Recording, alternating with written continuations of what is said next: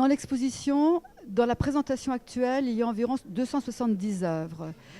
Dans le catalogue, il y en a plus parce qu'on ne peut pas présenter toutes les œuvres qui sont dans le catalogue.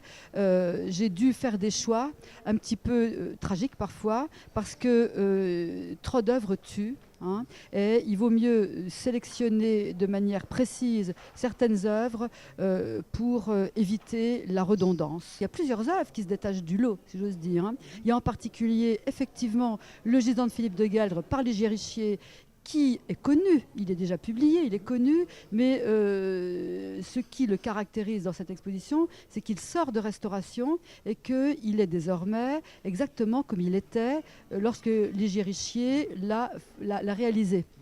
C'est-à-dire qu'il a perdu les couches d'encaustique qui lui donnaient une teinte noire et il a retrouvé sa polychromie d'origine qui est celle de la pierre, tout simplement de la pierre. Donc voilà pour une première œuvre. Une deuxième œuvre majeure de cette exposition, il y en a d'autres, c'est toujours concernant Ligier Richier, le retable. Un retable qui provient de l'église Saint-Laurent de Pont-à-Mousson, qui est un retable magnifique que Philippe de Gueldre a offert de ses propres deniers au monastère des Clarisses où elle s'était retirée après la mort de son mari René II. Donc là, on est également dans une œuvre majeure du milieu du XVIe siècle, qui est une œuvre anversoise, mais qui est absolument extraordinaire pour ce qui concerne l'iconographie de la Passion du Christ. Elle a mobilisé effectivement beaucoup de temps, beaucoup d'énergie, beaucoup d'argent, encore que ce n'est pas l'exposition la plus chère. Hein. On a essayé de faire très attention aux deniers, sur des deniers publics, même si nous avons bénéficié de subventions, en particulier de subventions du ministère de la Culture, puisqu'elle est labellisée